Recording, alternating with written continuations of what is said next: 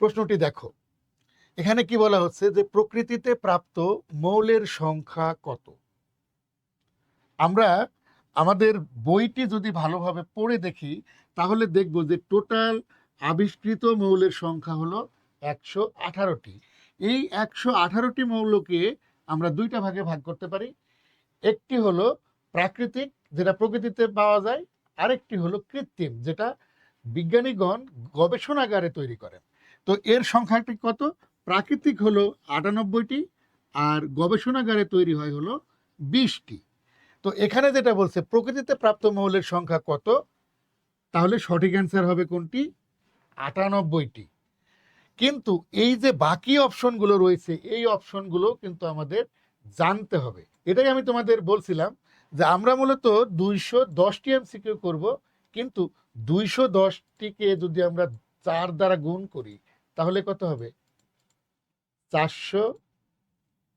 210কে যদি আমরা 4 দ্বারা গুণ করি তাহলে দেখো পাবো 4 দোকানে 8 আর 10 40, মোট 840টা এমসিকিউ আমাদের সলভ করা হবে। কেন? কারণ বাকি যে অপশনগুলো রয়েছে এই অপশনগুলোও কিন্তু আমরা জেনে যাব। তো প্রথমেই দেখো এই যে 26টি অপশন কেন দেওয়া রয়েছে, এই 26টি কোন রিলেটেড প্রশ্ন একটু খেয়াল করে দেখো তো। এটি হলো মানব দেহে পাওয়া যায়। এই যে 26টি মৌল কোথায় পাওয়া যায়? মানব দেহে পাওয়া যায়। তারপরে 63টি মৌল, এই তথ্যটি কোথায় আছে একটু চিন্তা করে দেখো তো। 63টি মৌল হলো মেন্ডেলিভ যে পর্যায় সারণী তৈরি করেছিলেন তখন কিন্তু আবিষ্কৃত হয়েছিল 63টি মৌল। ওই 63টি মৌল নিয়ে 67টি ঘর বিশিষ্ট তিনি একটি পর্যায় সারণী তৈরি করেছিলেন। এটি হলো সেই 63। আর 118 আমরা যথারীতি কিন্তু জানি যে টোটাল আমাদের মৌলের সংখ্যা হলো 118টি। আশা করি আমরা উত্তরটা বুঝতে পেরেছি। চলো আমরা পরের প্রশ্নে যাই। দেখো, আমাদের শরীরে কত ধরনের মৌল আছে একটু খেয়াল করে দেখো তো। একটু আগেই আমরা কিন্তু এই ইনফরমেশনটা দিয়ে দিয়েছি। সেটি হলো কত? 26টি। আমাদের দেহে বা আমাদের শরীরে মোট 26 ধরনের মৌল আছে। পরবর্তী প্রশ্নে দেখো, কোনটি যৌগিক পদার্থ? আমরা জানি যে পদার্থ প্রধানত দুই ধরনের। কি উপাদান দিয়ে পদার্থটি তৈরি, এটার উপরে ভিত্তি করে আমরা পদার্থকে দুইটা ভাগে ভাগ করি। সেটি হলো মৌলিক পদার্থ এবং যৌগিক পদার্থ। মৌলিক পদার্থ কোনটি? যে পদার্থকে ভাঙলে ওই পদার্থ ছাড়া অন্য কোনো পদার্থ পাওয়া যায় না, তাদেরকে বলা হয় মৌলিক পদার্থ। আর যে পদার্থের মধ্যে একের অধিক মৌলিক পদার্থ পাওয়া যায় তাদেরকে বলা হয় যৌগিক পদার্থ। তো এখানে অপশনগুলো আমরা একটু খেয়াল করি। দেখো, এখানে আছে লোহা বা আয়রন। আয়রনকে ভাঙলে আমরা এখানে আয়রন ছাড়া আর অন্য কিছু পাবো না, সুতরাং এটি একটি মৌলিক পদার্থ। এরপরে আসো রূপা। আসলে রূপার সাথে আমরা তেমন পরিচিত না, কারণ এটি একটি বাংলা নাম। কিন্তু একটু খেয়াল করে দেখো, এই সিলভারের সাথে কিন্তু আমরা পরিচিত। সিলভারেরই বাংলা হলো রূপা। এটাও কিন্তু মৌলিক পদার্থ, কারণ এটাকে ভাঙলে সিলভার বা রূপা ছাড়া অন্য কোনো কিছু পাওয়া যায় না। একই রকম ভাবে সালফারও কিন্তু একটা মৌলিক পদার্থ। সালফারকে ভাঙলে সালফার ছাড়া অন্য কিছু পাওয়া যায় না। তাহলে আমাদের অপশন থাকলো কি? মোম। মোম হলো এক ধরনের হাইড্রোকার্বন। মোম কি? এক ধরনের হাইড্রোকার্বন। আর হাইড্রোকার্বনের মধ্যে কি থাকে? কার্বন এবং হাইড্রোজেন থাকে। একটু সংজ্ঞার সাথে মিলিয়ে দেখো তো। একটু আগে আমি কি বলছিলাম? যে পদার্থকে ভাঙলে একের অধিক মৌলিক পদার্থ পাওয়া যায়। দেখো, মোমকে ভাঙলে আমরা কার্বন পাচ্ছি এবং হাইড্রোজেন পাচ্ছি। তার মানে কি? মোম হলো এখানে যৌগিক পদার্থ। আশা করি সবাই বুঝতে পেরেছো। আমরা পরের প্রশ্নে যাই। কোনটি অ্যান্টিমনির ল্যাটিন নাম? অ্যান্টিমনি। দেখো, প্রথমটি কি রয়েছে? আর্জেন্টাম। আর্জেন্টাম আর্জেন্টাম এটি কার মৌল? কোন মৌলের প্রতীক? আর্জেন্টাম কোন মৌলের? দেখো তো, সিলভারের ল্যাটিন নাম হলো আর্জেন্টাম। অরাম, অরাম কার? গোল্ডের ল্যাটিন নাম হলো অরাম। তারপরে দেখো, স্টেনাম, স্টেনাম কি? টিনের ল্যাটিন নাম হলো স্টেনাম। তাহলে কি অপশন থাকলো? স্টিবিয়াম। এই স্টিবিয়াম হলো অ্যান্টিমনির ল্যাটিন নাম। তাহলে আমাদের সঠিক অ্যান্সারটি কি হবে? স্টিবিয়াম। আশা করি সবাই বুঝতে পেরেছো। আমরা পরের প্রশ্নে যাই। দেখো কি বলছে, কোন মৌলের নাম ল্যাটিন ভাষা থেকে নেওয়া হয় নাই? ল্যাটিন ভাষা থেকে নেওয়া হয় না, একটু খেয়াল করে দেখো কি বলছে সে, যে ল্যাটিন ভাষা থেকে নেওয়া হয় নাই। ল্যাটিন ভাষা থেকে নেওয়া হয় নাই। আমরা অপশনগুলো একটু যাচাই করি। দেখো প্রথমে কি রয়েছে, এম এন। এম এনটা কি? এটি হলো ম্যাঙ্গানিজ। এম এন কোন মৌলের প্রতীক? ম্যাঙ্গানিজের প্রতীক। তারপরে কি?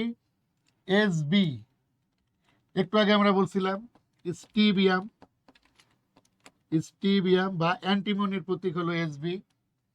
পিবি কার? পিবি হলো প্লামবাম। প্লাম বাম।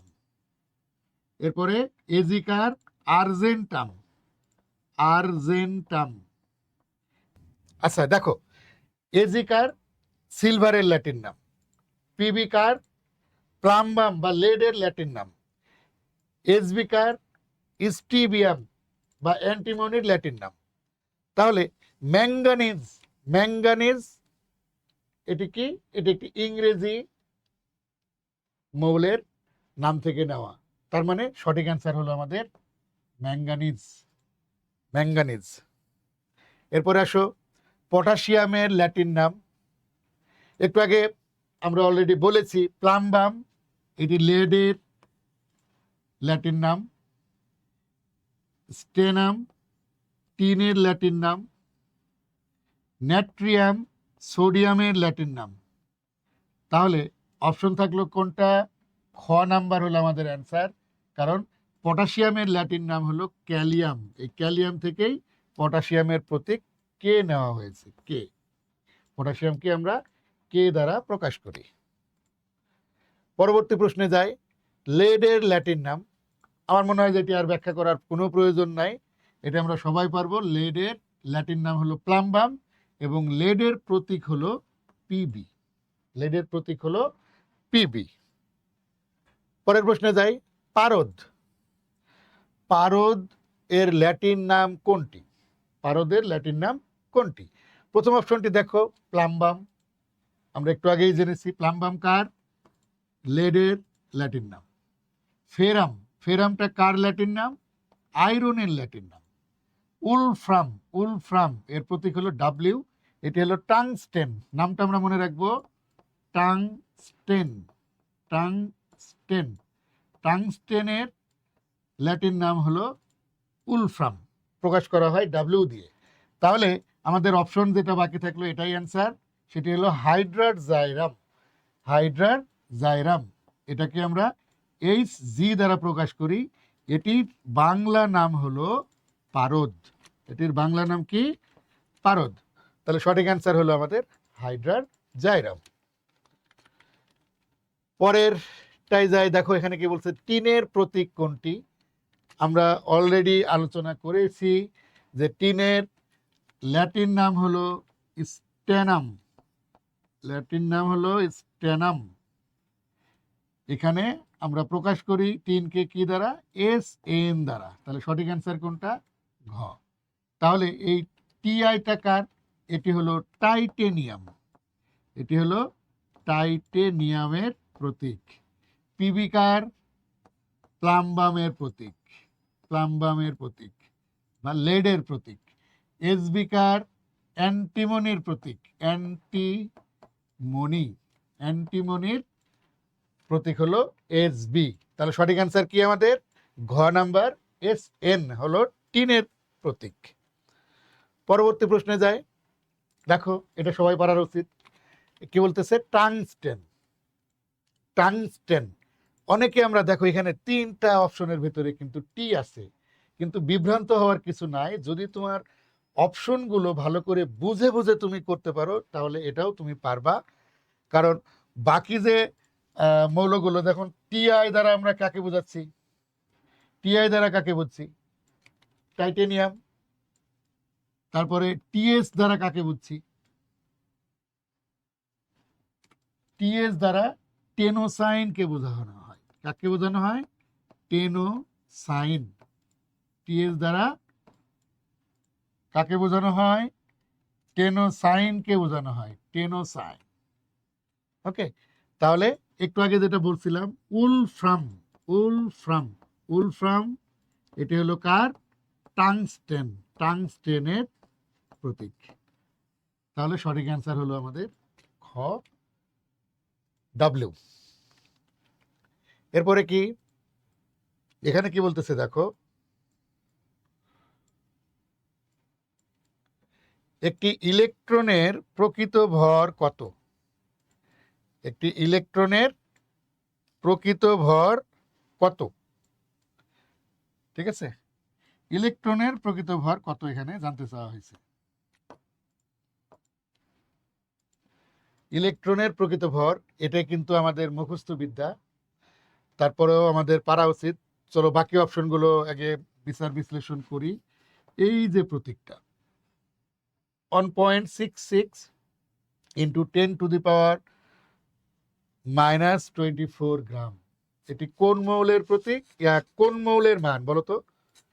এটি আমরা যদি ভালো করে পড়ে থাকি বইটি, যে কার্বন 12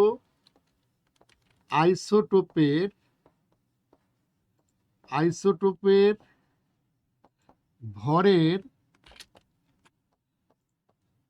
12/1 ভর, 12/1 ভর হলো 1.66 ইন্টু 10⁻⁻24। ওকে, তারপরে এই মানটি দেখো 1.673 ইন্টু 10⁻⁻24 গ্রাম, এটি কার মান? এটি হলো একটি প্রোটনের ভর। কার ভর? একটি প্রোটনের ভর। তাহলে এই অপশনটি কার? 1.675 ইন্টু 10⁻⁻24, এটি হলো একটি নিউট্রনের ভর, একটি নিউট্রনের ভর। তাহলে অলরেডি আমরা কিন্তু অপশন পেয়ে গেছি, এটাই আমাদের অ্যান্সার। তারপরেও বলি, এ মানটি কত? 9.11 ইন্টু 10⁻⁻28 গ্রাম, এটি হলো একটি ইলেকট্রনের প্রকৃত ভর। কখনো কখনো এই মানটি এভাবে না থেকে এভাবেও কিন্তু আসতে পারে, 9.11 ইন্টু 10⁻31 কেজি। শুধু দেখো এককটা চেঞ্জ, গ্রামে থাকলে 28, আর যদি কেজিতে থাকে তাহলে 31 কেজি, -31 কেজি। তাহলে সঠিক অ্যান্সার হলো আমাদের ক নাম্বার। দেখো এখানে কি বলছে, যে ইলেকট্রনের আপেক্ষিক ভর কত? একটি ইলেকট্রনের আপেক্ষিক ভর, একটি ইলেকট্রনের আপেক্ষিক ভর কত? আমরা জানি যে একটি ইলেকট্রনের আপেক্ষিক ভর হলো, একটি ইলেকট্রনের আপেক্ষিক ভর কত? 0। এটা আমাদের মূল বইতে কিন্তু সুন্দর করে দেওয়া আছে। আর যথারীতি এই মানগুলোর সাথে আমরা পরিচিত। এটা এক ইলেকট্রনের প্রকৃত ভর। খ নাম্বারটি হলো একটি নিউট্রনের ভর, আর গ নাম্বারটি হলো একটি প্রোটনের ভর, আর শূন্যটি কি? শূন্যটা হলো একটি ইলেকট্রনের আপেক্ষিক ভর। আপেক্ষিক ভর 0 ধরা হয়, কারণ এর মানটা অলমোস্ট কত?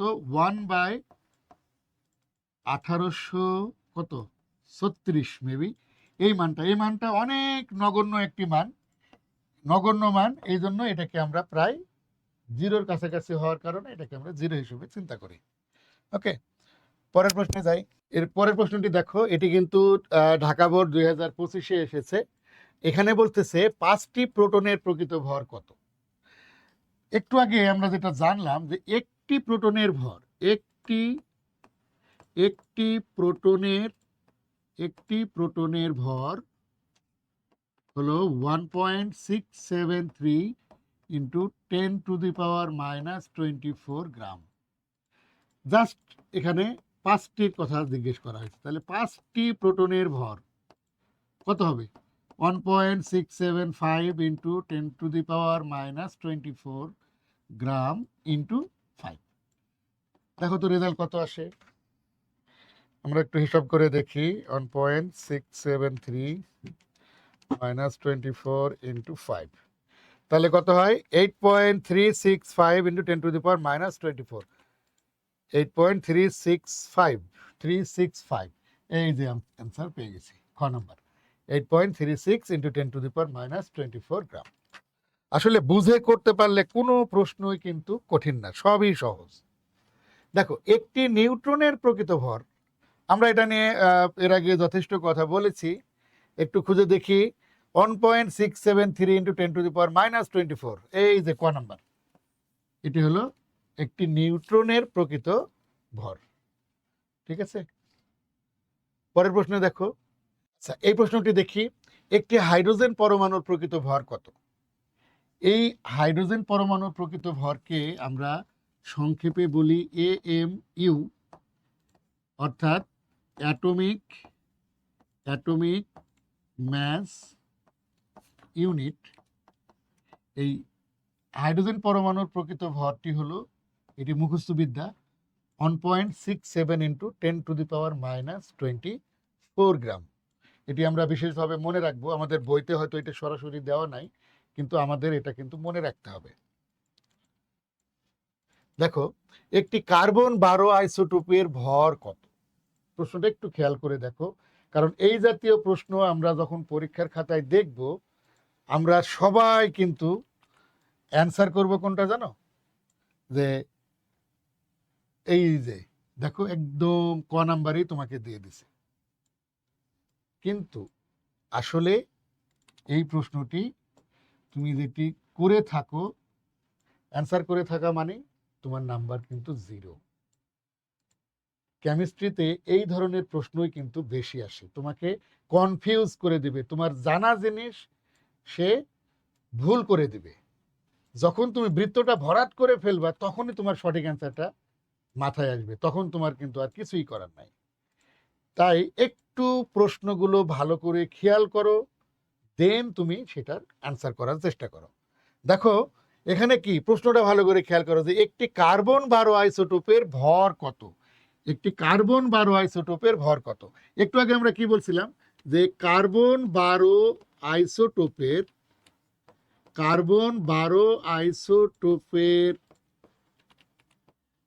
12 ভাগের 1 অংশের ভর, এই মানটা কত? 1.66 ইন্টু 10⁻⁻24 গ্রাম। এই তথ্যটি কিন্তু আমাদের সবার জানা। তাই প্রশ্নটি আমাদের চোখে কিন্তু ধাঁধা লাগিয়ে দিবে। প্রশ্ন দেখেই তোমার মনে হবে যেন এই প্রশ্নটার অ্যান্সার চেয়েছে, আর এটি তোমার কিন্তু অঙ্ক করতে করতে এই ইনফরমেশনটা কিন্তু তোমার জানা। যার কারণে যখনই তুমি এই অপশনটা দেখবা, তখনই তুমি কিন্তু অ্যান্সারটা করে ফেলবা। কিন্তু একটু পরে তোমার প্রশ্নটা যখন তুমি আবার রিভিশন দিবা, তখন তোমার মনে হবে যে কিরে, এখানে তো একটি কার্বন 12 আইসোটোপের ভর বলা হয়েছে, একটি কার্বন 12 আইসোটোপের ভর। তার মানে কি, এই যে এই ইনফরমেশনটি, যে 12 ভাগের 1 অংশ, এই কথাটা তো এখানে নাই। তার মানে কি, এইটার সাথে এই যে ইনফরমেশনটা, এইটাকে যদি তুমি 12 দ্বারা গুণ করো, তাহলে যে মানটা পাবা, এটাই মূলত তোমার অ্যান্সার। ঠিক আছে, চলো আমরা মানটা বের করে দেখি কত। 1.66 ইন্টু -24 ইন্টু 12 কত হয়? 1.992 ইন্টু 10⁻⁻23 গ্রাম। এবার অপশনটি আমরা খোঁজার চেষ্টা করি। 1.992, এই যে গ নাম্বার হলো কারেক্ট অ্যান্সার। অথচ তোমার দেখে মনে হবে যে ক নাম্বার অ্যান্সার, আসলে কিন্তু ক নাম্বার অ্যান্সার না। একটু বুঝে বুঝে আমরা অ্যান্সারগুলো করার চেষ্টা করব।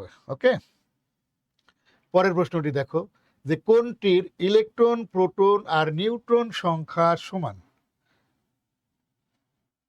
কোনটির ইলেকট্রন, প্রোটন, নিউট্রন সংখ্যা সমান? এখানে আমাদের 4টা অপশন দেওয়া হয়েছে। প্রথমে আছে অক্সিজেন, তারপরে আছে সোডিয়াম, তারপরে আছে কি ফ্লোরিন, তারপরে আছে ফসফরাস। তো এই মৌলগুলোর প্রত্যেকের তোমার ভর সংখ্যা জানতে হবে এবং তাদের পারমাণবিক সংখ্যা জানতে হবে, তবেই কেবল এই জাতীয় প্রশ্নে তুমি অ্যান্সার করতে পারবা। ঠিক আছে, চলো আমরা একটু ট্রাই করি। দেখো, ফসফরাস দিয়ে শুরু করি। ফসফরাসের ভর সংখ্যা হলো 31 এবং পারমাণবিক সংখ্যা কত? 15। ফ্লোরিনের ভর সংখ্যা হলো 19 এবং তার পারমাণবিক সংখ্যা হলো 9। সোডিয়ামের ভর সংখ্যা হলো 23 এবং পারমাণবিক সংখ্যা কত? 11। অক্সিজেনের পারমাণবিক সংখ্যা 8 এবং ভর সংখ্যা হলো, মানে পারমাণবিক ভর কত? 16। এখন দেখো, ইলেকট্রন সংখ্যা, প্রোটন সংখ্যা এবং নিউটন সংখ্যা। নিউটন সংখ্যা মানে কিন্তু আমরা জানি যে নিউটন সংখ্যা মানে কি, এই যে উপরে যেটা, এটাকে ভর সংখ্যা, যাকে আমরা এ দ্বারা প্রকাশ করি, আর পারমাণবিক সংখ্যাকে পি দ্বারা প্রকাশ করি। তো এখানে এই ভর সংখ্যা থেকে পারমাণবিক সংখ্যা বা প্রোটন সংখ্যা বিয়োগ করলে এটাকে পি দ্বারা প্রকাশ করা যায় অথবা জেড দ্বারা প্রকাশ করা যায়, এবং যদি কোনো প্লাস মাইনাস না থাকে তাহলে আমরা কিন্তু ইলেকট্রন সংখ্যাও বলতে পারি। কথাটা আরেকবার একটু খেয়াল করি, যে কোনো মৌলের ডান পাশে উপরে যদি কোনো আধান চিহ্ন না থাকে, অর্থাৎ এখানে প্লাস কিংবা মাইনাস কোনোটাই যদি না থাকে, তাহলে এই যে তিনটা কথা বললাম, যে ইলেকট্রন সংখ্যা, পারমাণবিক সংখ্যা এবং প্রোটন সংখ্যা, এই তিনটাই কিন্তু সমান হবে। ঠিক আছে, আর উপরের সংখ্যাটি হলো ভর সংখ্যা, যে ভর সংখ্যা থেকে নিচের সংখ্যাটি বিয়োগ করলেই আমরা নিউটন সংখ্যা পেয়ে যাব। প্রথম মৌলের জন্য একটু দেখি। অক্সিজেনের ক্ষেত্রে ইলেকট্রন সংখ্যা 8, প্রোটন সংখ্যা 8 এবং নিউটন সংখ্যা কত? 16 - 8 সমান এখানেও 8। সোডিয়ামের ক্ষেত্রে ইলেকট্রন সংখ্যা হলো 11, প্রোটন সংখ্যা 11 আর নিউটন সংখ্যা হলো 23 - 11 সমান কত? 12। ফ্লোরিনের ক্ষেত্রে কি দেখো, 9 9, এখানে 19 - 9 সমান কত? 10। ফসফরাসের ক্ষেত্রে যদি একটু খেয়াল করি, ফসফরাসের পারমাণবিক সংখ্যা 15, ইলেকট্রন সংখ্যাও 15 এবং ভর সংখ্যা কত? 31 - 15 সমান কত? 16। কিন্তু আমাদের প্রশ্নটি খেয়াল করে দেখো, প্রশ্নতে কি চাওয়া হয়েছে, যে ইলেকট্রন, প্রোটন আর নিউটন সংখ্যার সমান, তিনটাই সমান। কোন কোন জায়গায় দেখো তো, এটা কিনা? ইলেকট্রন, প্রোটন এবং নিউট্রন তিনটার মানই এখানে সমান। তাহলে সঠিক অ্যান্সার কোনটা? তো আশা করি এই জাতীয় প্রশ্ন, আমার মনে হয় যে এই একটা প্রশ্ন দিয়ে তোমাদের কিন্তু শেষ করা সম্ভব। এবং এই প্রশ্নটি অনেক গুরুত্বপূর্ণ। দেখো, যশোর, বরিশাল এবং দিনাজপুর বোর্ড 2022-এ কিন্তু অলরেডি এই প্রশ্নটি এসেছে। তো আশা করা যায় এই জাতীয় প্রশ্ন তোমরা এইভাবে কিন্তু অ্যান্সার করতে পারবা। চলো আমরা আর একটু প্র্যাকটিস করি। এখানে কি বলা হচ্ছে, যে আয়রনের নিউটন সংখ্যা কত? আয়রনের নিউটন সংখ্যা। তাহলে অবশ্যই আয়রনের তোমাকে কি জানতে হবে? এর পারমাণবিক সংখ্যা জানতে হবে এবং ভর সংখ্যা জানতে হবে। কারণ এই ভর সংখ্যা থেকেই যদি তুমি পারমাণবিক সংখ্যা বিয়োগ করো, তবেই কেবল তুমি নিউটন সংখ্যা বের করতে পারবা। অর্থাৎ 56 থেকে 26 বিয়োগ করলে কত হয়? 30 হয়।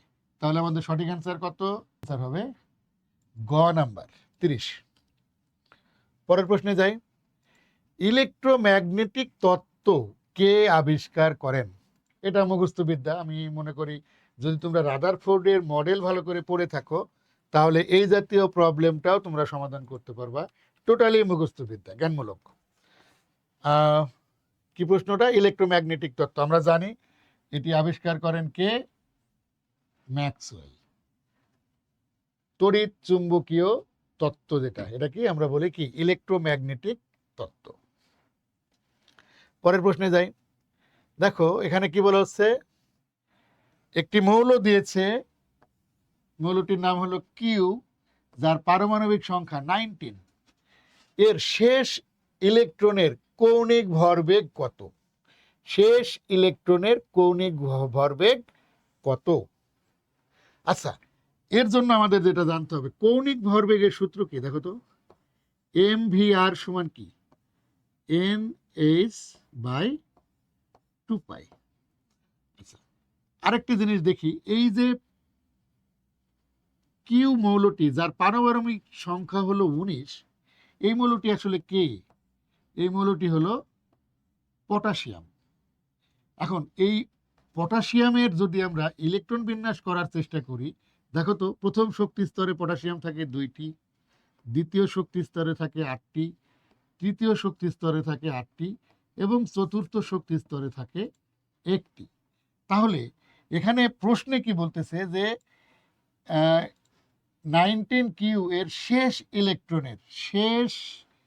ইলেকট্রনের কৌণিক ভরবেগ, শেষ ইলেকট্রনের কৌণিক ভরবেগ, তার মানে কার কথা বলতেছে? এইটার কথা বলতেছে। তাহলে একটু চিন্তা করে দেখো তো, এখানে এন এর মান কত? এখানে এন এর মান হলো 4, তার মানে 4h/2 পাই। ওকে, কারণ আমার তো এখানে কোনো মান দেওয়া না, এইগুলো দিয়ে অ্যান্সার করতে হবে। তাহলে দেখি আমরা যদি একটু কাটাকাটি করি তাহলে কি হয়, এখানে 2 দিয়ে 4 কাটলে এখানে 2 থাকে, তার মানে উপরে হলো 2h আর নিচে হলো পাই। তাহলে একটু চিন্তা করে দেখো তো, এই অ্যান্সারটি কোথায় আছে? এই যে খ নাম্বার, 2h/পাই হলো আমাদের সঠিক অ্যান্সার।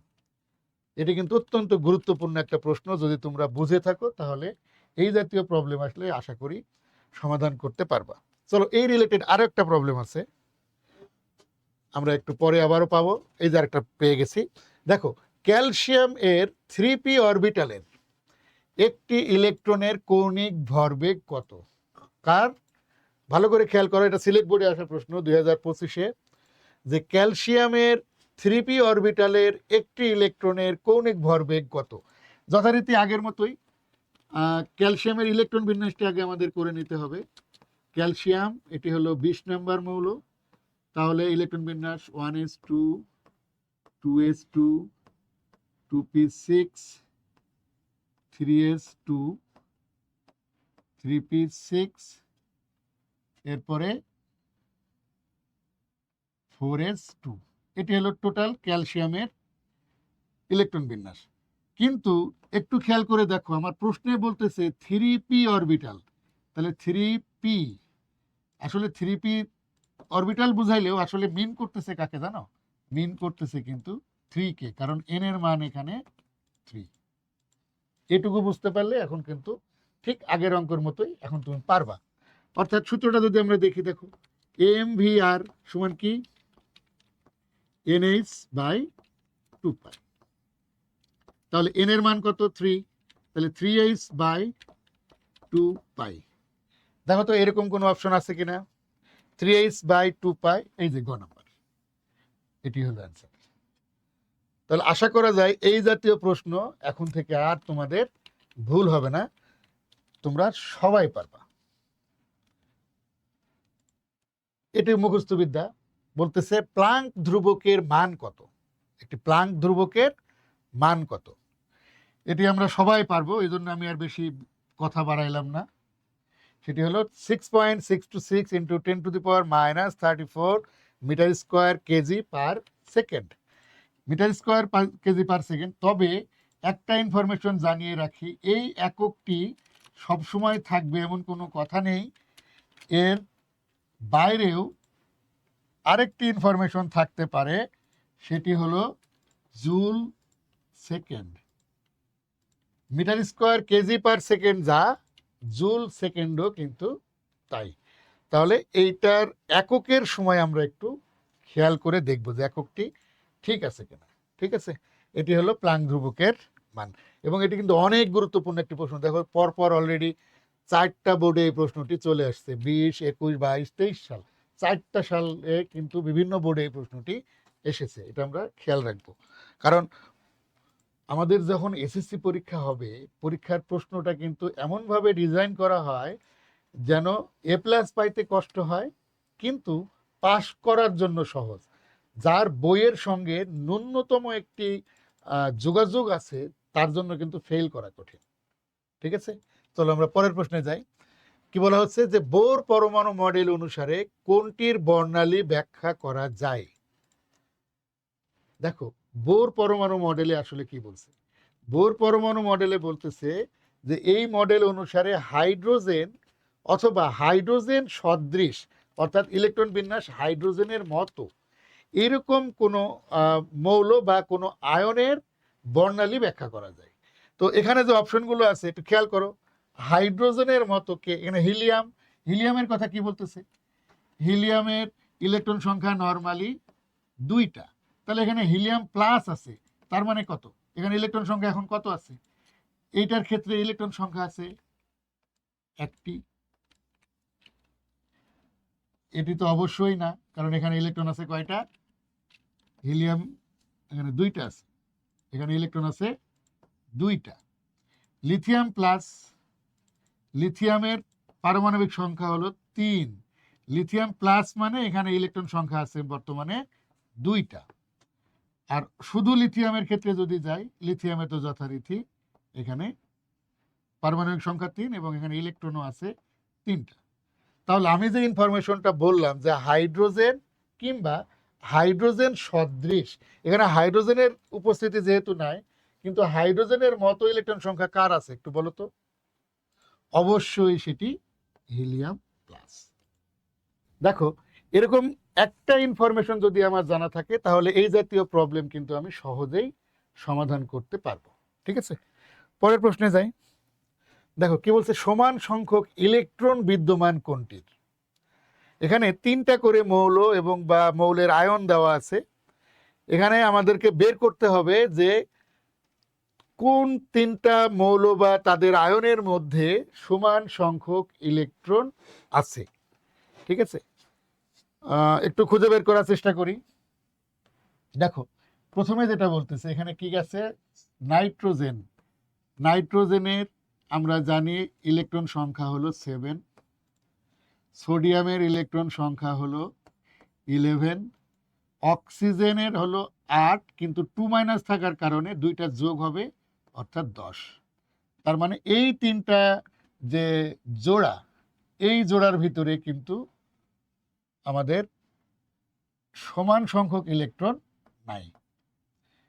একই রকম ভাবে আমরা যদি দেখি নিয়ন, নিয়নের হলো 10, ক্লোরিনের হলো 17, অ্যালুমিনিয়াম 3+, অ্যালুমিনিয়ামের হলো 13, কিন্তু 3+ মানে 3টা ইলেকট্রন চলে গেছে, তার মানে 10।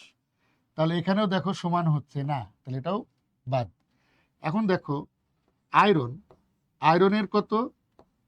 26, সালফারের কত? 16, অক্সিজেন 2-, তার মানে 8 আর 2 এ 10। এখানেও কিন্তু সমান হচ্ছে না, তাহলে অবশ্যই আমাদের এটা অ্যান্সার হবে। কিন্তু তারপরে আমরা একটু ক্রস চেক দিয়ে নিই। দেখো, আর্গনের হলো 18, ক্যালসিয়াম 2+, আসলে এটা অপশনটা ভুল আছে, এটা 2+ হবে। ক্যালসিয়াম 2+, ক্যালসিয়াম 2+-এ কি? ক্যালসিয়ামের হলো 20, 2+ মানে 2টা ইলেকট্রন চলে গিয়ে হবে 18।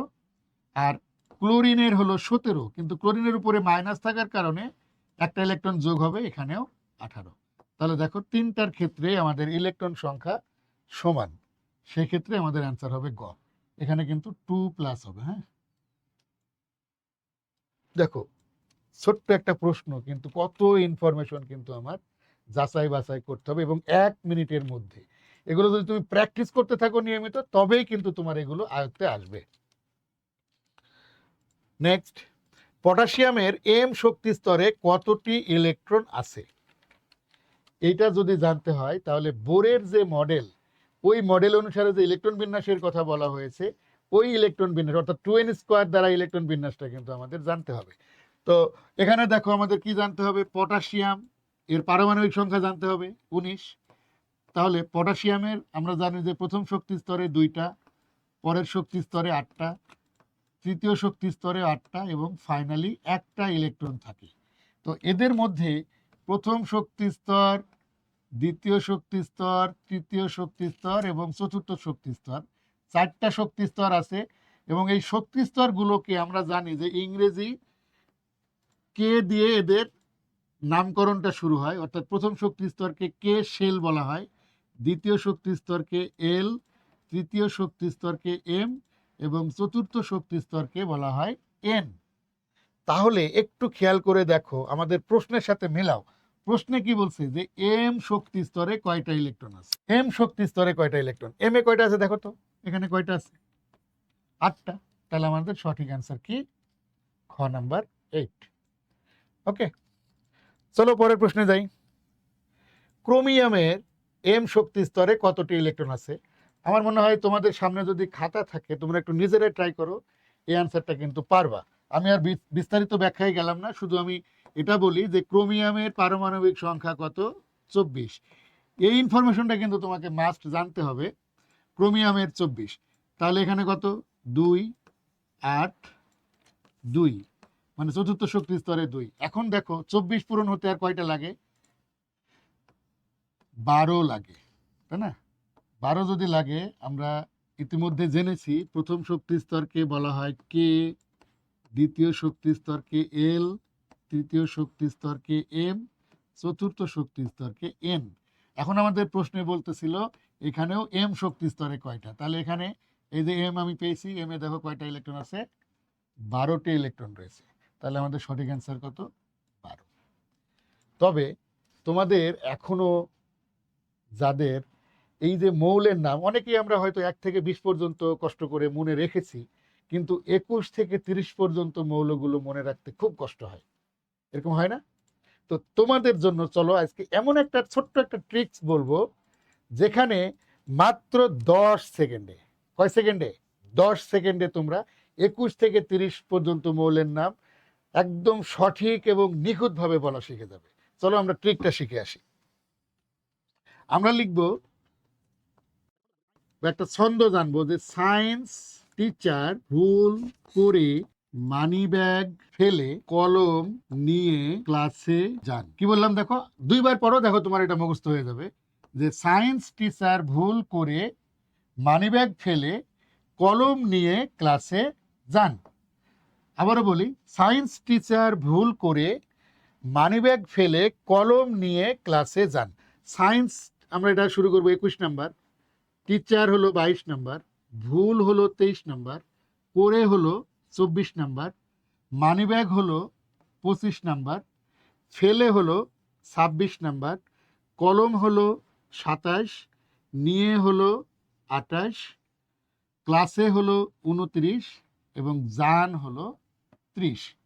এখন এই মৌলগুলোর নামগুলো একটু খেয়াল করে দেখো, মৌলগুলোর নাম খেয়াল করে দেখো, সায়েন্স স্ক্যান্ডিয়াম, টিচার টাইটেনিয়াম, ভুল ভ্যানাডিয়াম, করে ক্রোমিয়াম, মানিব্যাগ ম্যাঙ্গানিজ, পেলে আয়রন, কলম কোবাল্ট, নিয়ে নিকেল, ক্লাসে কপার, জান হলো জিঙ্ক। দেখো খুব সহজেই, সর্বোচ্চ কত 10 সেকেন্ড বলবা না তার কম বলবা?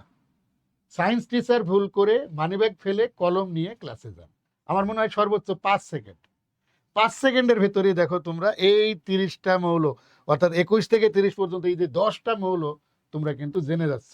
কারণ আমরাও যখন ছোটবেলায় পড়েছি তখন কিন্তু কয়েকটা জায়গায় প্যাচ লেগে যাইতো, যে টাইটেনিয়াম আগে নাকি ভ্যানাডিয়াম আগে, আবার কোবাল্ট আগে নাকি নিকেল আগে, এইটা নিয়ে কিন্তু দ্বন্দ্ব তৈরি হতো। তো আমি চাই না আমার কোনো স্টুডেন্টের এই দ্বন্দ্ব তারাও ফেস করুক, ঠিক আছে? তো এখন থেকে আমরা এভাবেই মনে রাখার চেষ্টা করব যে সায়েন্স টিচার ভুল করে মানিব্যাগ ফেলে কলম নিয়ে ক্লাসে যান। তাহলে দেখো এই 10টা মৌল আমাদের কয়েক সেকেন্ডের ভিতরেই জানা হয়ে গেল, ঠিক আছে? চলো আমরা পরের প্রশ্নে যাই। কপারের এন শক্তি স্তরে কতটি ইলেকট্রন আছে? প্রশ্নটা খেয়াল করো, কপারের, তোমাদের অনেকের কাছে এটা ইতিমধ্যে সহজ মনে হতে পারে, তবে যারা ইলেকট্রন বিন্যাসে একটু সমস্যা আছে তারা কিন্তু ভুল করবা, কারণ 1 থেকে 30 পর্যন্ত মৌলের মধ্যে এই 2টা মৌলকে আমরা খেয়াল করব, ক্রোমিয়াম এবং কপার, এর ইলেকট্রন বিন্যাসটা কিন্তু সাধারণ নিয়মের ব্যতিক্রম। আমরা জানি যেখানে নর্মালি যদি ইলেকট্রন বিন্যাস করি, আর্গন, আর্গন মানে 18 পর্যন্ত হয়ে গেল, এরপরে আছে 3d, এরপরে আছে 4s। নর্মালি ইলেকট্রন বিন্যাস হওয়ার কথা 2, আর এখানে হওয়ার কথা 4। এইটি কিন্তু ভুল। স্বাভাবিকভাবে এটা হওয়ার কথা হলেও এই অ্যান্সারটি কিন্তু ভুল। তাহলে এটার সঠিক অ্যান্সারটা কি? এর সঠিক অ্যান্সারটা হলো আর্গন, তারপরে 3D-তে এই যে দেখো অর্ধপূর্ণ অরবিটালের জন্য এখানে 3D 5 হয়ে যায় এবং 4s-এ একটা ইলেকট্রন চলে আসে। ঠিক একই রকমভাবে এই কপারের ক্ষেত্রেও একই রকম ক্ষেত্রে আমরা যদি কপারের কথা বলি, যে এই যে কপারের ইলেকট্রন বিন্যাসটা যদি করি আর্গন, তারপরে হলো 3D 4s, এখানেও কিন্তু এই যে নর্মালি করলে এখানে 9 হয়ে যাওয়ার কথা, কিন্তু তা না হয়ে কি হয়, 4s থেকে একটা ইলেকট্রন 9-এর জায়গায় এসে এখানে 3D-কে পূর্ণ করে দেয়। এখন দেখো এই যে দুইটা অরবিটাল, এই যে 3D এবং এখানে আছে কি 4s, অর্থাৎ যদি আমরা এভাবে লিখি যে প্রথম শক্তি স্তরে 2, তারপরে হলো 8, লাস্টে হলো 1, তাহলে বাকি আছে কত? 10 আর 1 11। তাহলে এখানে মৌল আছে 18টি। তাহলে এদের নামকরণগুলো একটু করে দেখো তো। কে কে বলা হয়? এই যে প্রথমটাকে বলা হয় কে, পরেরটাকে এল, পরেরটাকে এম, পরেরটাকে এন। এখন তোমার কোন শক্তি স্তর জানতে চাইছে? দেখো তো এন শক্তি স্তর, এই যে এন শক্তি স্তর, দেখো তো এন শক্তি স্তরে ইলেকট্রন আছে কয়টা? একটা। তার মানে সঠিক অ্যান্সার হলো ক। এখানে কি বলতেছে, আসলে একই জাতীয় প্রশ্ন বারবার করতেছি কারণ তোমাদের ভুল যেন না হয়, ঠিক আছে? তার কারণ প্রশ্নটির দিকে খেয়াল করো, চট্টগ্রাম, কুমিল্লা, রাজশাহী, 3টা বোর্ডে কিন্তু প্রশ্নটা আসছে। ইভেন রাজশাহী 2025-এ এই প্রশ্নটা আসছে। এখানে কি বলতেছে? ভ্যানাডিয়াম। একটু বলো তো, একটু আগে যে আমরা ছন্দটা পড়লাম, ভ্যানাডিয়াম কত নাম্বার? সায়েন্স টিচার ভুল। তার মানে 21, 22, 23। ভ্যানাডিয়াম হলো 23 নাম্বার মৌল। ভ্যানাডিয়াম কত নাম্বার? 23 নাম্বার মৌল। তাহলে প্রথম শক্তি স্তরে 2, পরে হলো 8, লাস্টে কিন্তু 2। তাহলে বাকি থাকছে কত? 10, 2, 12। তাহলে 23 পূরণ হওয়ার জন্য আমার লাগে আর 11। এখন কোন শক্তি স্তরের কথা বলছে? কোন শক্তি স্তর বলছে বলো তো? এম শক্তি স্তর, এম শক্তি স্তর। তার মানে কে এল এম এন। তাহলে এম শক্তি স্তরে কয়টা ইলেকট্রন? 11টি ইলেকট্রন। তাহলে সঠিক অ্যান্সার হলো 11। খুব সহজ। এই প্রশ্নটি অনেক গুরুত্বপূর্ণ। যদি তোমরা একটু ভালো করে না বোঝার চেষ্টা করো তাহলে এই প্রশ্নটা পরবর্তীতে পরীক্ষায় আসলেও ভুল হয়ে যাওয়ার সম্ভাবনা আছে। কোথায় কোথায় দেখো, এখানে কি বলতেছে? আয়রন ইক, আয়রন ইক। আমরা জানি যে আয়রনের যোজনী হলো 2 অথবা 3। এই 2 যদি যোজনী প্রকাশ পায়, যেহেতু আয়রন একটি ধাতু, তাহলে ধাতু যতটা ইলেকট্রন ত্যাগ করতে পারে সেটা কি তার যোজনী হিসেবে কাউন্ট করা হয়। কিন্তু এই ধাতুটার যোজনী তো 2টা, কখনো 2টা ইলেকট্রন ত্যাগ করে। যখন 2টা ইলেকট্রন ত্যাগ করে তখন সে আয়রন 2+ হয়, এবং এই আয়রন 2+টাকে আমরা বলি আস। কি বলি? আস। যেমন ফেরাস সালফেট, ফেরাস সালফেট, এটার নাম কি একটু খেয়াল করে দেখো, ফেরাস সালফেট, ফেরাস সালফেট। আবার যখন আয়রনের যোজনী 3 প্রকাশ পাবে তখন এটাকে আমরা লিখব Fe3+, তখন এটাকে আমরা বলবো ইক। উচ্চারণ করার সময় কি উচ্চারণ করব? ইক উচ্চারণ করব। যেমন একটি যৌগ আমরা লিখি, দেখো এই যে এটার নাম হলো ফেরিক ক্লোরাইড। এটার নাম কি? Ferric chloride, ferric chloride. Okay, কিন্তু প্রশ্ন তো এটা না, এটা জাস্ট তোমাদের বোঝানোর জন্য আমি বললাম। কিন্তু এখানে বলতেছে ফেরিক, এই যে আয়রনের ইক এর এম শক্তি স্তরে কতটি ইলেকট্রন আছে। এখানে অনেকগুলো ইনফরমেশন কিন্তু আমাকে জানতে হবে, না হলে কিন্তু এটা অ্যান্সার করা কষ্ট হয়ে যাবে। সেটি কেমন? যে নর্মালি যদি আমরা আয়রনের ইলেকট্রন বিন্যাস করি, আয়রন হলো 26 নাম্বার মৌল, তাহলে কি হবে দেখো, আর্গন, আচ্ছা এভাবে না দিয়ে অন্যভাবে বলি। দেখো প্রথমে 2টা, পরে 8টা, লাস্টে 2টা। তাহলে তৃতীয় শক্তি স্তরে কয়টা থাকবে? 10 2 12, তাহলে এখানে থাকবে 14টি। যদি আয়রন 2+ হয়, আয়রন 2+, তার মানে এখান থেকে ইলেকট্রন বের হয়েছে কয়টা? 2টা। 2টা ইলেকট্রন যদি বের হয়, তাহলে আমরা জানি যে ইলেকট্রন সব সময় কোথায় যায়? বহিস্থ শক্তি স্তর বা আউটার সেলে আসে, অথবা আউটার সেল থেকে বাইরে যায়। আমি আবারও বলি, ইলেকট্রন বিন্যাসের সময় ইলেকট্রন কি হয়? যদি চলে যায় তাহলে বুঝতে হবে যে ইলেকট্রনটি চলে গিয়েছে বহিস্থ শক্তি স্তর থেকে বা আউটার সেল থেকে। আবার যদি ইলেকট্রন কোথাও থেকে আসে, তাহলে সেটা কোথায় আসবে? আউটার সেলেই আসবে বা বহিস্থ শক্তি স্তরে আসবে। তবে হ্যাঁ, বহিস্থ শক্তি স্তর যখন শেষ হয়ে যাবে, তাহলে তার আগের যে শক্তি স্তর সেখান থেকে যাওয়া আসা হতে পারে। তো এখানে আয়রন 2+ এর ক্ষেত্রে যেহেতু 2টা ইলেকট্রন, দেখো বহিস্থ শক্তি স্তর মানে কোনটা? বহিস্থ শক্তি স্তর মানে এইটা। তার মানে এই আয়রন 2+ এর ইলেকট্রন বিন্যাস হবে কেমন?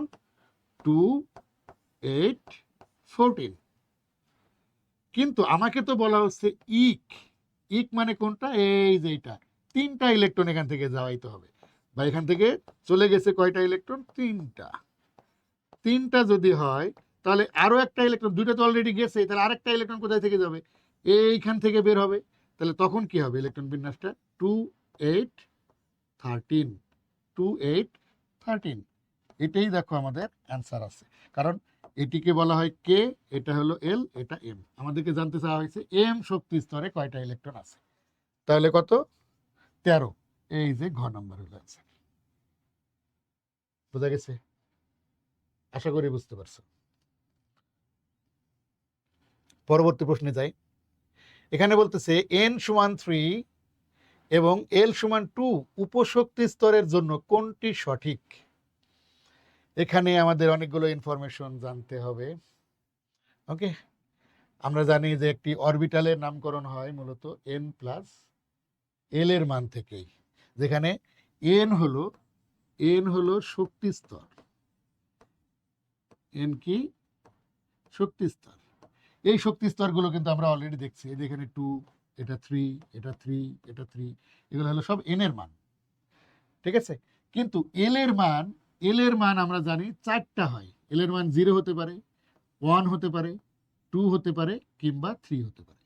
এল এর মান সবসময় এই 4টা মানের যে কোনো একটা হবে। ঠিক আছে? এল এর মান যদি 0 হয়, তাহলে ওই অরবিটালটাকে, এটাকে আমরা বলি উপশক্তি স্তর, আর ইংরেজিতে বললে আমরা বলবো অরবিটাল। উপশক্তি স্তর বা অরবিটাল। ওকে, তো এই উপশক্তি স্তরের জন্য এল এর মান 0 হলে তাকে এস উপশক্তি স্তর বোঝাবে, 1 হলে এটাকে পি উপশক্তি স্তর, 2 হলে ডি উপশক্তি স্তর, এবং 3 হলে এফ উপশক্তি স্তর বলে। অর্থাৎ উপশক্তি স্তর হলো 4টা, সেটা কি কি? S, P, D, F. তো এখানে আমাদের যে মান দেওয়া আছে, এন এর মান আছে 3, এল এর মান আছে 2। তাহলে এন এর মান যদি 3 হয়, তাহলে 3 নিলাম। আর এল এর মান যদি 2 হয়, দেখো তো 2 এর জন্য কাকে বোঝাচ্ছে? ডি বোঝাচ্ছে। তাহলে আমাদের অরবিটালটা হবে 3D। দেখো তো এই অপশনটা আছে কিনা। এই যে গ নাম্বার 3D, এটি হলো অ্যান্সার। আশা করি সবাই বুঝতে পেরেছে। চলো আমরা পরের প্রশ্নে যাই। 33। এখানে কি বলতেছে? এল সমান 3 হলে উপশক্তি স্তরে ইলেকট্রন ধারণ ক্ষমতা কত? এল সমান 3, এল সমান 3, অর্থাৎ উপশক্তি স্তরে কয়টা ইলেকট্রন থাকবে সেটা কিন্তু একটা সূত্র দ্বারা নির্ধারিত হয়। আমরা অনেকেই হয়তো এই সূত্রটি জানি, যারা জানো না তোমরা এখানে জেনে নিতে পারো। দেখো সূত্রটি হলো 2 ইন্টু 2l প্লাস 1। সূত্রটি কি? 2 ইন্টু 2l প্লাস 1। এই সূত্রটি দ্বারা আমরা কি জানবো? যে একটা উপশক্তি স্তরে কয়টা ইলেকট্রন থাকতে পারবে সেটা আমরা জানতে পারবো। চলো আমরা এল এর মান যদি 0 হয়, তাহলে কি হবে দেখি। তাহলে সূত্র অনুযায়ী যদি লিখি, তাহলে 2 ইন্টু 0 প্লাস 1, তাহলে কত হয় দেখো তো? 2 এর সাথে 0 গুণ করলে 0, 1 যোগ করলে 1, 1 এর সাথে আবার এই 2 গুণ করলে 2। যদি এল এর মান 1 হয়, তাহলে 2 into two into one plus one, তাহলে টু আর ওয়ান গুণ করলে টু, এক যোগ করলে থ্রি, থ্রির সাথে টু গুণ করলে সিক্স। এল এর মান যদি টু হয় তাহলে two into two plus one, এখানে কত হবে 10। এল এর মান যদি থ্রি হয় two into three plus one 14। এবং একটু মজার ব্যাপার হলো, দেখো এদেরকেই কিন্তু আমরা নামকরণ করি কি এস। এস অরবিটালে দেখো দুইটা ইলেকট্রন থাকে, পি অরবিটালে সর্বোচ্চ 6টা ইলেকট্রন থাকে, ডি অরবিটালে সর্বোচ্চ 10টা ইলেকট্রন থাকে, এফ অরবিটালে সর্বোচ্চ 14টা ইলেকট্রন থাকে। তো আমাদের এখানে কি বলা হচ্ছে যে এল এর মান 3 হলে উপশক্তি স্তরে ইলেকট্রন ধারণ ক্ষমতা কত? তার সঠিক অ্যান্সার কি? 14টি। সিম্পল। কিন্তু এই সূত্রটি যদি আমি না জানি তাহলে কিন্তু পারবো না। ঠিক আছে, দেখো কি বলা হচ্ছে যে কোন অরবিটালে ইলেকট্রন আগে প্রবেশ করবে। আউফবাউ নীতি অনুসারে দুইটা কথা এখানে বলা হয়েছে যে কোন অরবিটালে ইলেকট্রন আগে প্রবেশ করবে সেটি এন প্লাস এল এর মানের উপরে নির্ধারণ হয়। এন প্লাস এল এর মান। তো আমরা সবগুলোর ক্ষেত্রে এন প্লাস এল এর মানটা একটু খেয়াল করব। 5s এর ক্ষেত্রে দেখো এন সমান হলো 5 আর এল সমান হলো 0, কারণ আমরা একটু আগে জেনেছি যে এল এর মান 0, 1, 2 কিংবা 3 হতে পারে। 0 হলে তাকে এস বলে, 1 হলে তাকে পি অরবিটাল বলে, 2 হলে ডি অরবিটাল বলে এবং 3 হলে এফ অরবিটাল বলে। ঠিক আছে, তাহলে 5s এর জন্য এন প্লাস এল এর মান কত হবে বলো তো? 5 প্লাস 0 সমান কত? 5। 4ডির ক্ষেত্রে কি অবস্থা? 4ডির ক্ষেত্রে এন এর মান হলো 4 আর এল এর মান দেখো ডি আছে, তাহলে ডি এর জন্য এল এর মান কত লাগে? 2 লাগে। তাহলে এন প্লাস এল কত হয়? 4 প্লাস 2 সমান 6। আচ্ছা, এরপরে কি 4p দেখি। 4p তে কি অবস্থা? 4p তে এন এর মান যথারীতি 4, এল এর মান যেহেতু পি আছে তাহলে এল এর মান 1, তাহলে এন প্লাস এল এর মান পাইলাম কত?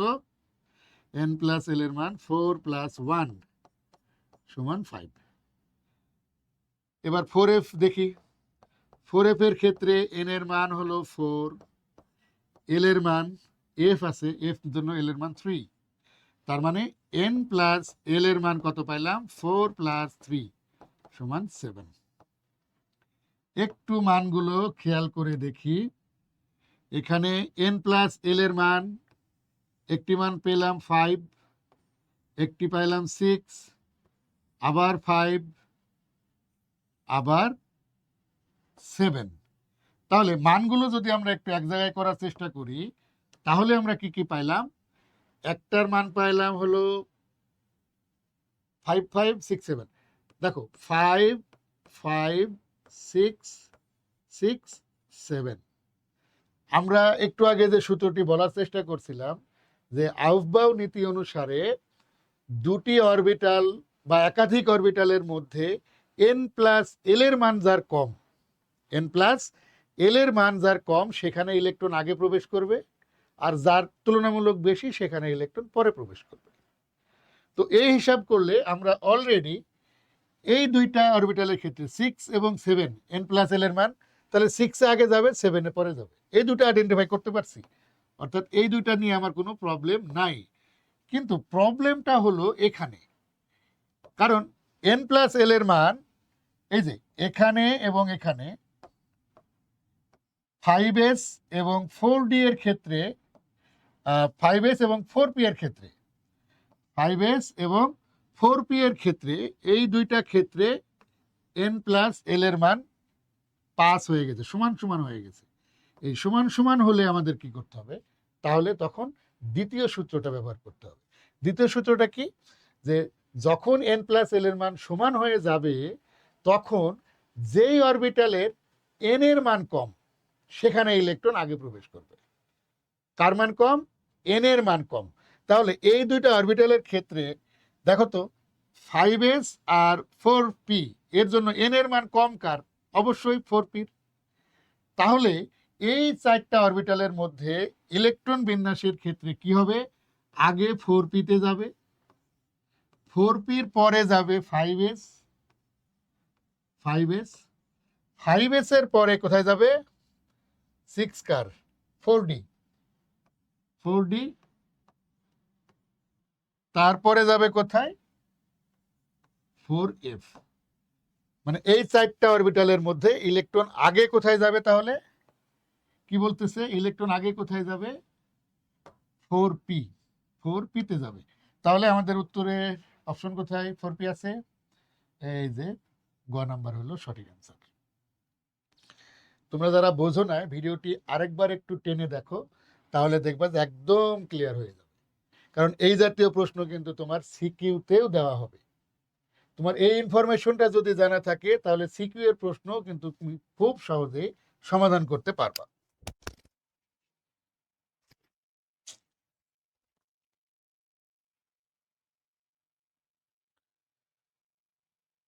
পরের প্রশ্নে যাই। কি বলা হচ্ছে যে নিচের কোনটি সঠিক? নিচের কোনটি সঠিক? আবারও সেই একই ক্রম দেওয়া হয়েছে, 4টা আলাদা আলাদা ক্রম। তাহলে আমাদের শর্টকাটে কিন্তু বের করতে হবে। একটু আগে আমরা অলরেডি শিখেছি, তারপরেও আমরা একটু আলাপ করার চেষ্টা করি। দেখো কি বলছিলাম, প্রথমে যে নাম্বারটা থাকবে এটা হলো এন এর মান, এটা নিয়ে কোনো সমস্যা নাই। সমস্যা হলো এল এর মান। তাহলে এল এর মান 0, 1, 2, 3 এমনটা হতে পারে। তাহলে এই 0-র জন্য এস অরবিটাল, 1-এর জন্য পি, 2-এর জন্য ডি এবং 3-র জন্য এফ অরবিটাল থাকে। তো 3p, 3p মানে কি? 3p মানে হলো n প্লাস এল এর মান এই ক্ষেত্রে কত হয়?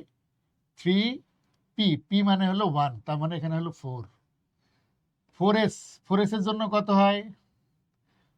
s এর জন্য 0, তার মানে 4। 3d এর জন্য কত হয়? 3d, d 2, 5। আচ্ছা, এখানে 4p, 4p, 4 এর জন্য, n এর জন্য 4 আর p এর জন্য 1, তার মানে 5। 3d, 3d, 3 তে হলো n এর মান 3, d তে হলো 2, তার মানে এখানেও 5। 5s, 5s মানে কত? 5। আচ্ছা, 3s, 3, 2p, এখানেও 3, 3d, 3d কত হবে? 3d, 3d 5, 3d তে 5, 4s এ 4, আবার 4d, 4d তে হবে 6। এখানে একটু খেয়াল করে দেখি তো কি হচ্ছে। দেখো এখানে তিনটায় 5, তিনটায় যদি 5 হয় তাহলে যেখানে ইলেকট্রন কি বলছিলাম, যখন ইলেকট্রন সমান হয়ে যাবে তখন এন এর মান যেখানে কম সেখানে ইলেকট্রন আগে যাবে। তাহলে এন এর মান কম কার? 3d। তাহলে 3d তো আগে আসার কথা, 3dটা তো এখানে আসার কথা, তার মানে এই অ্যান্সারটা ভুল। এখানে 2p, এখানেও 3, এখানেও 3, তাহলে এন এর মান কম যেটা সেখানে আগে আসার কথা, তাহলে 2p আগে আসার কথা, এটাও ভুল। আবার এখানে কি দেখতেছি? 3dর পরে 4s, এটা কখনোই হতে পারে না, কারণ 5, 4 হতে পারে না। 4, 4s আগে আসবে, 3d পরে যাবে, তাহলে এটাও ভুল।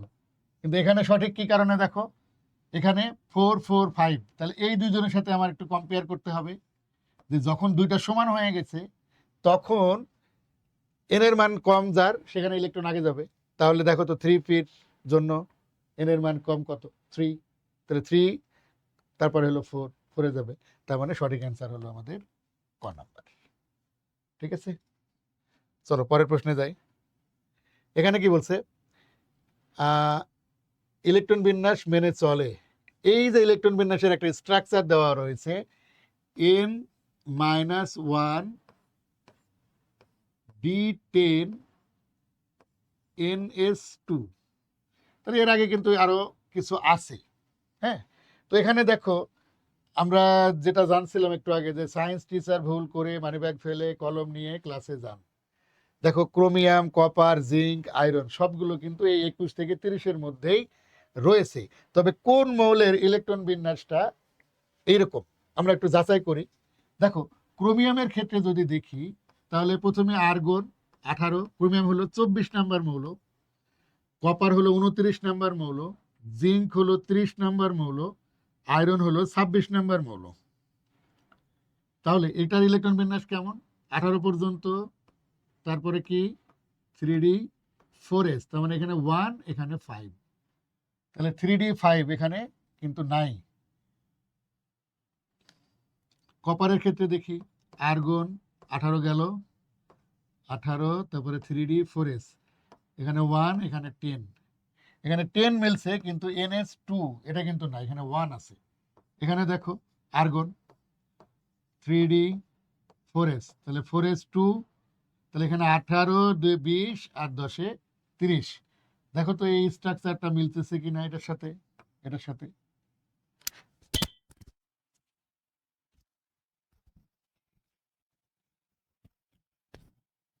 দেখো তো এই স্ট্রাকচারটা মিলতেছে কিনা। অবশ্যই গ নাম্বার অ্যান্সার। তারপরে ঘ নাম্বার আমরা চেক আউট করে নিতে পারি। এখানে 18, তারপরে 3d, তারপরে 4s2, তাহলে কত হলো? 18, 2 20, 6। তাহলে সঠিক অ্যান্সার কত? গ নাম্বার হলো সঠিক অ্যান্সার। ঠিক আছে, পরের প্রশ্নে যাই। হাইড্রোজেনের আইসোটোপ কয়টি? খুব সাধারণ একটা প্রশ্ন। আমরা জানি যে হাইড্রোজেনের মোট 2 ধরনের আইসোটোপ আছে, একটা হলো স্থায়ী, আরেকটা হলো অস্থায়ী। হাইড্রোজেনের মোট আইসোটোপ কয়টি?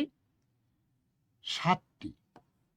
7টি আইসোটোপের মধ্যে স্থায়ী হলো 3টি, অস্থায়ী হলো 4টি। এই স্থায়ী 3টিকে আমরা 3টা বিশেষ নামে ডাকি।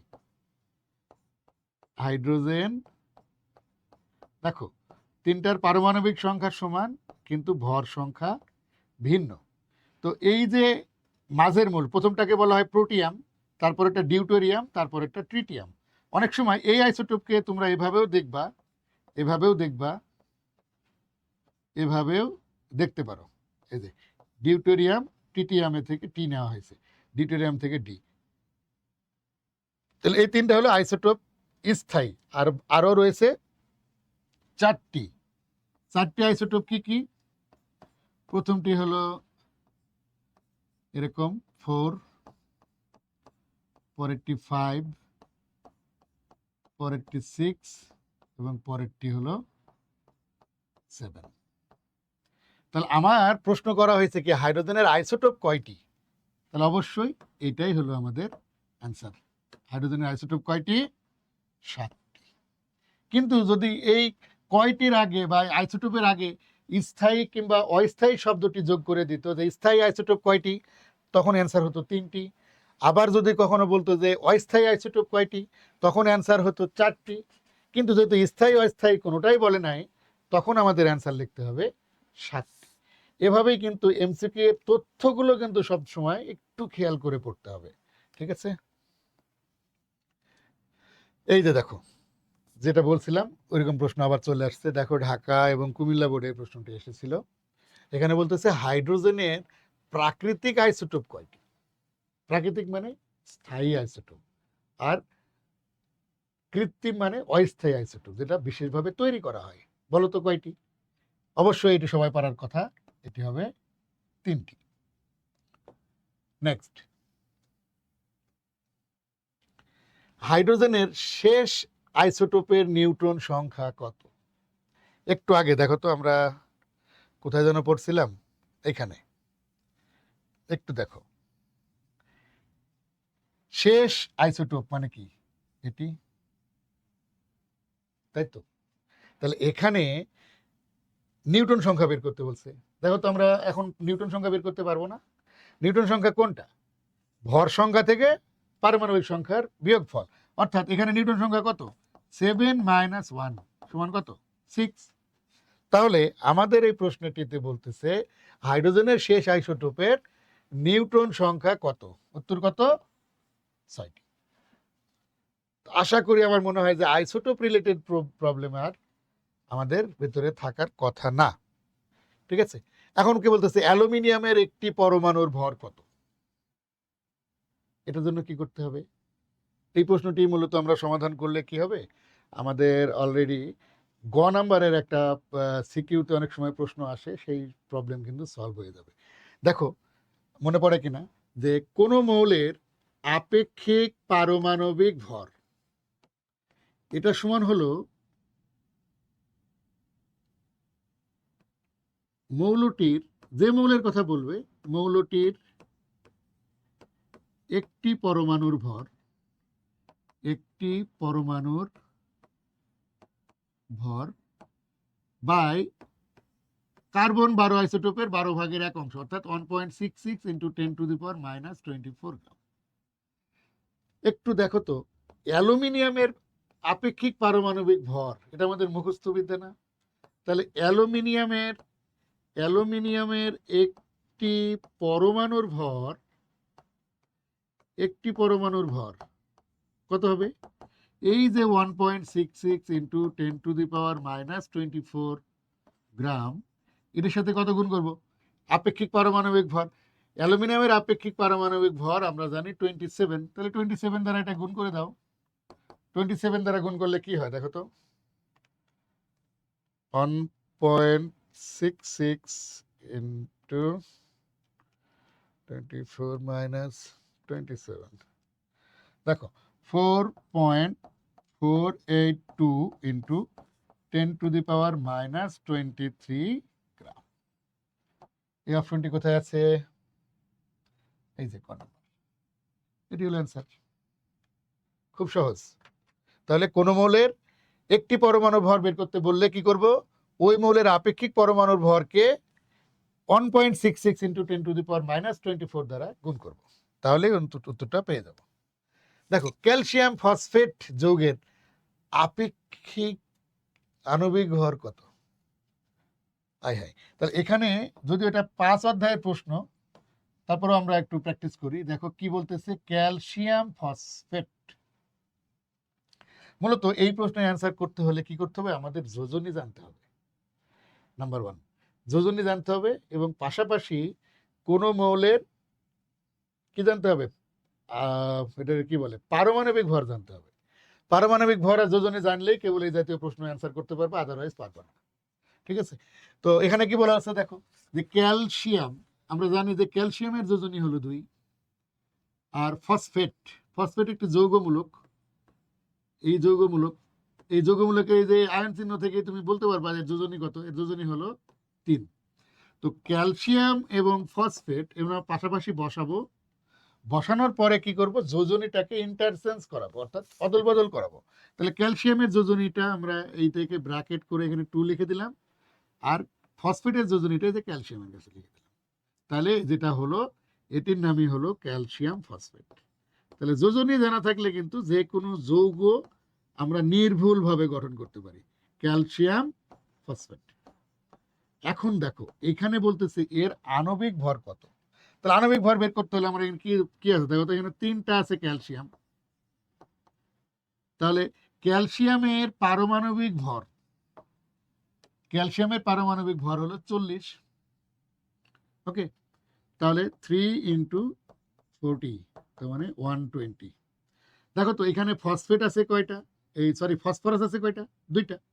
তাহলে 2 ইন্টু ফসফরাস, ফসফরাসের আমরা জানি 31, তাহলে 2 ইন্টু 31, তার মানে 62। অক্সিজেন আছে, ভিতরে আছে 4টা, বাইরে আছে 2, তার মানে 4 2 8, তাহলে 8 ইন্টু অক্সিজেন, অক্সিজেনের 16, তাই না? তাহলে 8 ইন্টু 16, 128।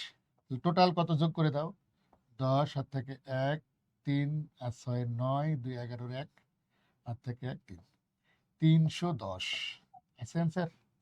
এই যে ঘ নম্বর 310। তাহলে কি বললাম, পারমাণবিক ভর, যোজনী এবং যৌগ গঠনের নিয়ম, এই 3টা বিষয় তোমার যদি জানা না থাকে, তাহলে এই জাতীয় প্রবলেম তুমি কখনোই সমাধান করতে পারবে না। ঠিক আছে,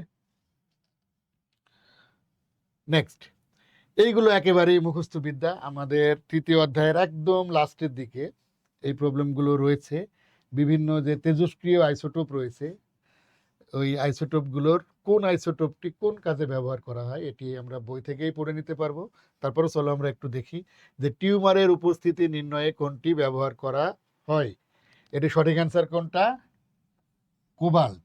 কোবাল্ট 60 টিউমারের উপস্থিতি নির্ণয়ে এটি ব্যবহার করা হয়। এরপরে দেখো লিউকোমিয়া রোগের চিকিৎসায় কোনটি ব্যবহার করা হয়? লিউকোমিয়া রোগের চিকিৎসায় কোনটি ব্যবহার করা হয়? এটি হলো ফসফরাস 32। এগুলো কিন্তু মুখস্থ। হ্যাঁ, তাহলে টিউমারের উপস্থিতি নির্ণয়ে কোবাল্ট 60। তারপরে কি বললাম? লিউকোমিয়া রোগের, লিউকোমিয়া মানে কি জানো তো? লিউকোমিয়া মানে কিন্তু ব্লাড ক্যান্সার। লিউকোমিয়া মানে ব্লাড ক্যান্সার। এই ব্লাড ক্যান্সার রোগের চিকিৎসায় আমরা জানি যে বিশেষ ধরনের রেডিওথেরাপি দেওয়া হয়। এই থেরাপিতে মূলত ফসফরাস 32 আইসোটোপটি ব্যবহার করা হয়। এরপরে কি থাইরয়েডের কোষ কলা ধ্বংসের জন্য ব্যবহার হয় কোনটি? থাইরয়েডের কোষ কলা ধ্বংসের জন্য ব্যবহার করা হয় কোনটি? সেটি কোনটি? আয়োডিন 131। আয়োডিন 131। তারপরে কি ব্রেন ক্যান্সার নিরাময়ে কোনটি ব্যবহার করা হয়? ব্রেন ক্যান্সার, ব্রেন ক্যান্সারের জন্য আমরা মনে রাখবো কোনটি? ব্রেন ক্যান্সারের জন্য ব্যবহার করা হয় ইরিডিয়াম। এটি সম্ভবত আমাদের বইতে নাই, তবে একটু মনে রাখতে হবে কারণ অনেকগুলো বোর্ডে এসেছিল প্রশ্নটি। ব্রেন ক্যান্সার নিরাময়ে ব্যবহার করা হয় ইরিডিয়াম 192। তারপরে কি দেখো টেকনিশিয়াম 99 এর ক্ষেত্রে কোনটি সঠিক? এটা আমাদের বইতে দেওয়া রয়েছে। টেকনিশিয়াম 99 এর লাইফ টাইম হলো 6 আওয়ার। এখান থেকে বিটা রশ্মি নির্গত হয় এবং আক্রান্ত স্থানের ছবি তুলতেও এটি ব্যবহার করা হয়। তিনটা ইনফরমেশনই সঠিক। তোমরা বই থেকে সুন্দরভাবে একটু রিডিং পড়লেই পেরে যাবে। তার মানে এটা সঠিক অ্যান্সার কোনটা? ঘ নাম্বার। তাহলে একটু খেয়াল করে আমরা দেখি তো, আরেকবার একটু রিভিশন দিয়ে দিই। এটা দেখো, প্রথমে কি বলা হলো যে টিউমারের উপস্থিতি নির্ণয়ে ব্যবহার করা হয় কোনটি? কোবাল্ট 60। টিউমারের উপস্থিতি নির্ণয়ে ব্যবহার করা হয় কোবাল্ট 60। তারপরে লিউকোমিয়া রোগের চিকিৎসায় ফসফরাস 32। তারপরে কি থাইরয়েডের কোষকলা ধ্বংসে ব্যবহার করা হয় আয়োডিন 131। তারপরে ব্রেন ক্যান্সার নিরাময়ে ব্যবহার করা হয় ইরিডিয়াম 192। এবং টেকনিশিয়াম 99 নামে যে আইসোটোপটি রয়েছে সেটির লাইফ টাইম হলো 6 আওয়ার, বিটা রশ্মি বিকিরণ করে এবং আক্রান্ত স্থানের ছবি তুলতে এটি ব্যবহার করা হয়। এই যে 5টা আইসোটোপ, এই 5টা থেকে প্রত্যেক বছর একটা না একটা পরীক্ষায় কিন্তু প্রশ্ন আসে। তাহলে এই 5টা পড়লেই কিন্তু তোমার একটা কমন। ঠিক আছে? পৃথিবীর বয়স নির্ণয়ে ব্যবহার করা হয় কোনটি? এটি হলো কার্বন 14। দেখো কার্বনের কিন্তু 3টা আইসোটোপ। একটা হলো কার্বন 12, কার্বন 13, কার্বন 14। ওকে, তো এইটির ব্যবহার অলরেডি আমরা কিন্তু জেনেছি। কার্বন 12 আইসোটোপের ভরের 12 ভাগের 1 অংশ, মনে পড়ে? এটি সেই আইসোটোপ।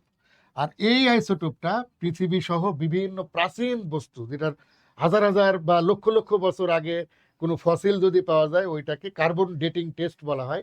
এই টেস্টের জন্য মূলত এই আইসোটোপটা ব্যবহার করা হয়, কার্বন 14।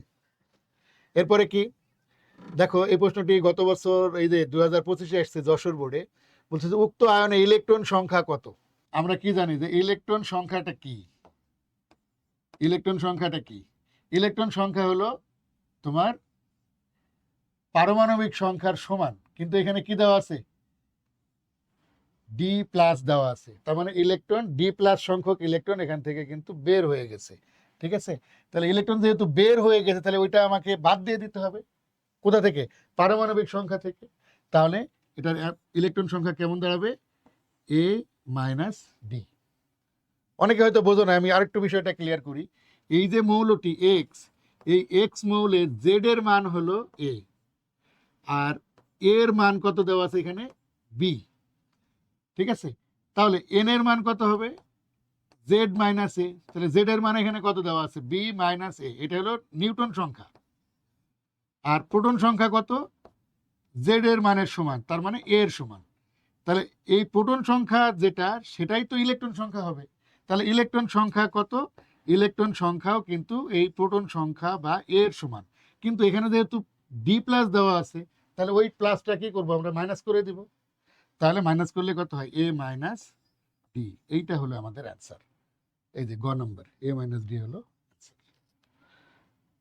নেক্সট, উক্ত আয়নে নিউটন সংখ্যা কত? দেখো আমরা অলরেডি কিন্তু বের করে ফেলছি। নিউটন সংখ্যা কত? বি মাইনাস এ। দেখি আমরা অ্যান্সার আছে কিনা বি মাইনাস, এই যে বি মাইনাস এ। ঠিক আছে, তারপরে কি বলছে, কোনটি পরমাণুর আসল পরিচয় বহন করে? ইলেকট্রন সংখ্যা, প্রোটন সংখ্যা, নিউটন সংখ্যা, নাকি ভর সংখ্যা? দেখো আমাদের কিন্তু বলা হয় যে পরমাণুর একটা বিশেষ জিনিস আছে, ওটাকে আইডি কার্ডের সাথে তুলনা করা হয়। সেটা কি জানো? প্রোটন সংখ্যা। কারণ ইলেকট্রন সংখ্যার মান, নিউটন সংখ্যার মান, ভর সংখ্যার মান কম বেশি হতে পারে, কিন্তু প্রোটন সংখ্যা কখনোই কোনো মৌলের চেঞ্জ হয় না। এই কারণে প্রোটন সংখ্যা বা পারমাণবিক সংখ্যাকে মৌলের আইডেন্টিটি বলা হয়ে থাকে। ঠিক আছে, বা মৌলের পরিচয় বহন করে। ওকে, তাহলে আজকে আমরা তৃতীয় অধ্যায়টা এখানেই শেষ করছি। চতুর্থ অধ্যায়ে তোমাদের সাথে আবারও দেখা হবে। ততক্ষণ পর্যন্ত সবাই ভালো থাকো। আল্লাহ হাফেজ।